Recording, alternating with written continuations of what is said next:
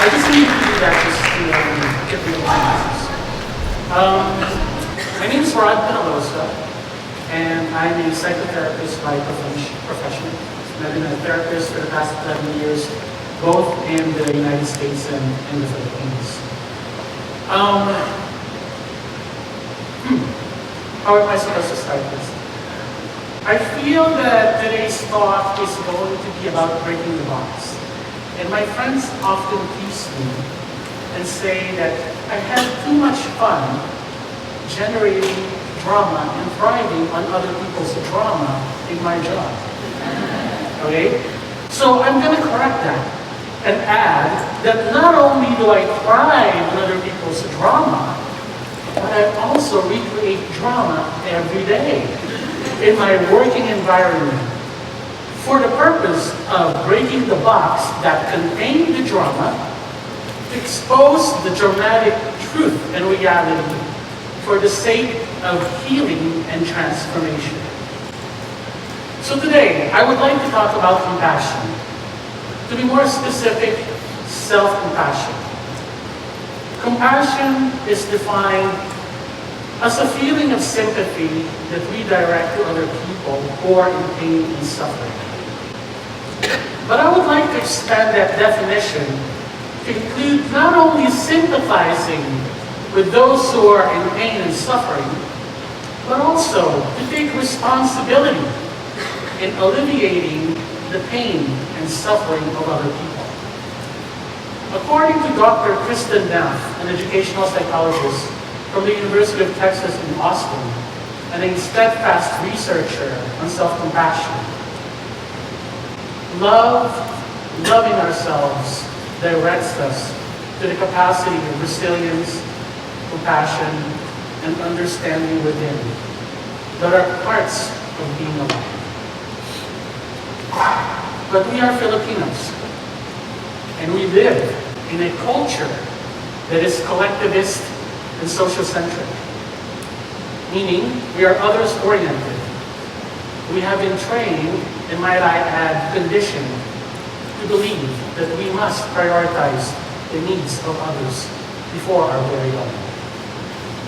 In fact, some of us, our own self-worth and self-esteem are linked with approval, validation, and acceptance of other people.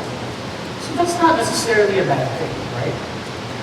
But what happens when our own individuality and our own capacity to express our truth and our freedom of speech become highly dependent on whether other people will accept us or approve of what we have to say and dispositions or not?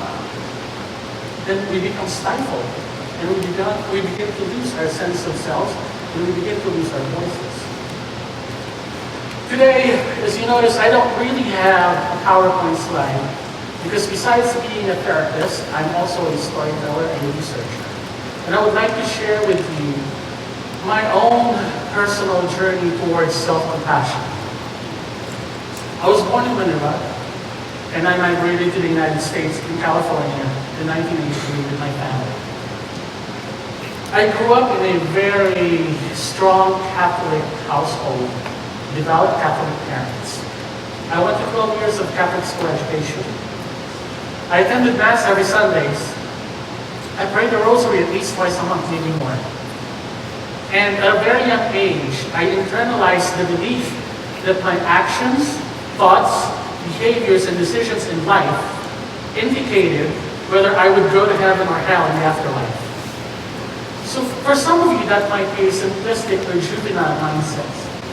But for those of us who come from a culture that is entrenched in religiosity, that really expected and demanded subservience, obedience, and compliance, these precepts became the governing regulations that ruled our lives. At the age of 12, I discovered that I was gay. Let's pause for a moment, because I want to savor this moment, because I just came out of the freaking closet. Right?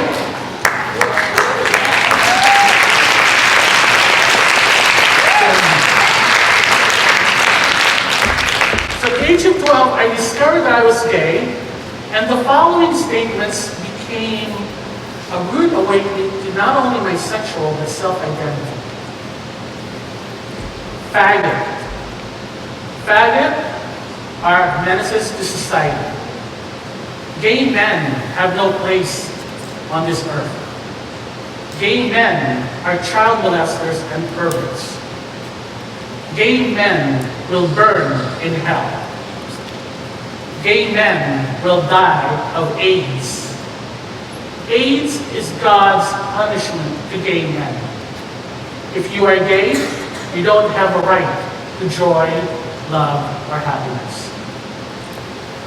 So I realized early on in my life that I was probably destined to a life of solitude and isolation and loneliness. But the heart is a powerful mechanism. And despite my compartmentalized lifestyle, which meant, I was gay and I accepted being gay, but in front of family and relatives and peers and teachers, I was as straight as I could be. I attempted to join sports, I attempted to have girlfriends and dated girls, but it just wasn't working. It wasn't who I was. The heart was so powerful, and it knew what it wanted, and it was searching for love. It yearned to be loved.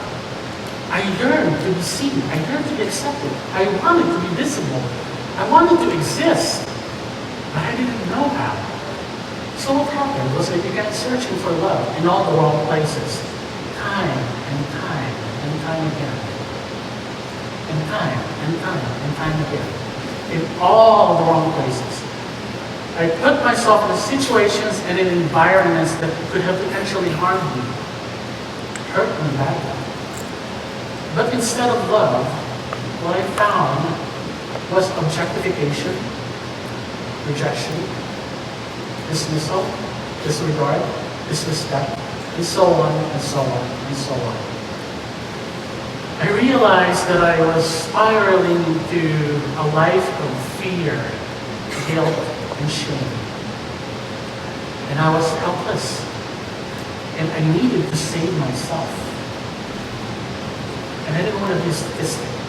Because back then, there was an epidemic of AIDS crisis, and young gay men were dying of either AIDS or suicide. I've always been a contemplative person, very reflective, introspective, and in one of my most profound meditations, the following words emerged that changed my life.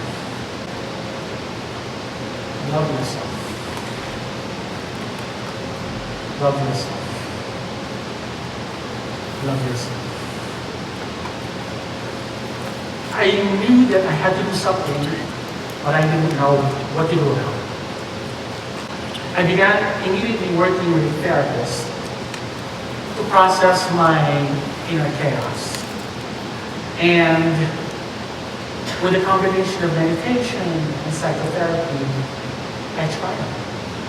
And I realized the power that has always been within. I want to share with you the 3 tenets of compassion that I discovered in my life. The first is the power of authenticity. It is our human responsibility and privilege to live an authentic life by being the truest form of who we are. And what does that mean? Authenticity means celebrating our strengths and accomplishments, but also honoring the parts of ourselves that are broken, that are dismissed, that are hidden, that are shamed, that are marginalized, that are vulnerable. It is also embracing who we are as individuals, and in recognizing and seeing the parts of ourselves that are difficult to like, that are difficult to love, that are difficult to accept. We are bringing love and compassion into our lives. And when there's compassion, slowly, forgiveness, healing, and transformation takes place. Second is the power of interbeing and interconnection. The notion of pakikipagkapwa-tao in Tagalog or in English, kinship, shared humanity, common human experience. We are all here to impact one another. No one is here to live alone by him or herself, regardless of your gender or sexual orientation. Everything that I do in my life will impact someone, one of you, at some point in time. Just as much as anything you do in yours, your choices and decisions will influence mine. And I believe that wholeheartedly. And third and finally, is the power of meaning and purpose. Suffering minus meaning leads to despair. And despair can lead to all kinds of problems that are psychological, physical, etc. We must always honor who we are in our failures and in our triumphs. And it is our human responsibility to uplift and elevate each other.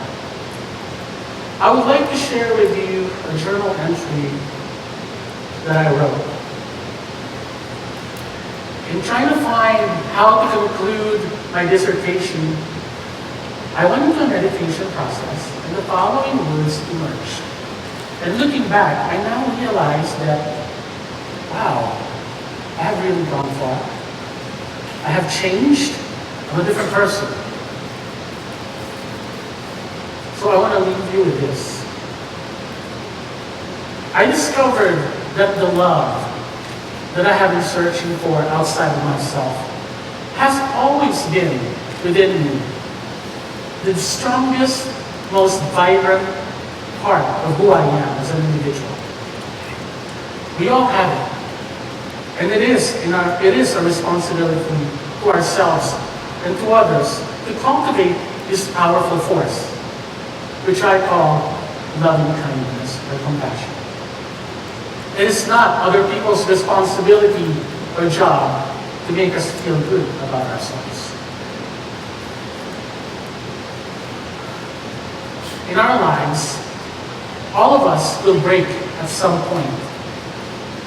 But we must take the courage to pick up the pieces in order to heal, learn, and transform.